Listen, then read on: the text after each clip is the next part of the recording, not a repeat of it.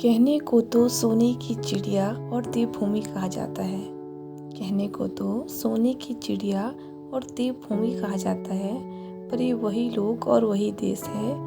यही लोग और वही देश है जहाँ इन्हीं की देवियों का मजाक, उन्हें बेइज्जत और रुस्वा किया जाता है।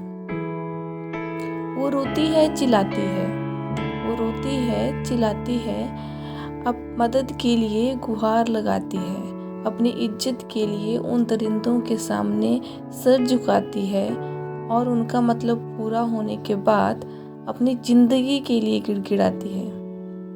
और फिर भी वो इंसानियत तक नहीं दिखाते और उसे वहीं मार कर खुद हैं भाग जाते।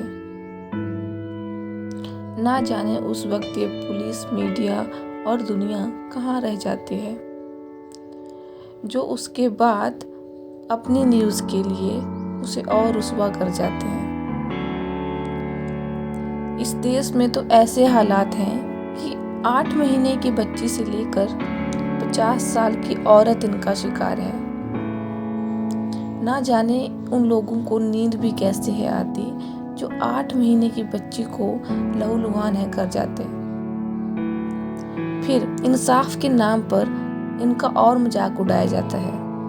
इंसाफ के नाम पर और मजाक उड़ाया जाता है। जिनके पास पैसा पावर है उनका पता नहीं, जिनके पास पैसा पावर है उनका पता नहीं, पर गरीबों का तो केस भी नहीं बनाया जाता। गरीबों का तो केस भी नहीं बनाया जाता और हाल फिलहाल बन भी जाए तो कईयों को तो सालों साल पीछे घुमाया जाता है।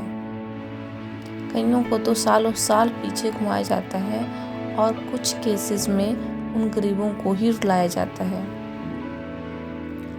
पर उन दरिंदों का कुछ नहीं, उन्हें तो बस नाम के लिए जेल में डालकर फिर निकाल दिया जाता है।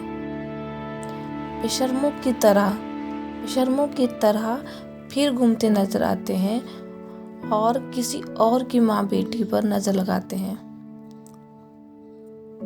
और यहाँ इस समाज में फिर उस लड़की को ही सताया जाता है।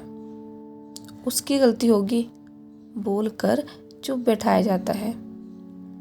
मुजरिम सरेआम घूमते नजर आते हैं और लड़कियों को नजरबंद कर दिया जाता है।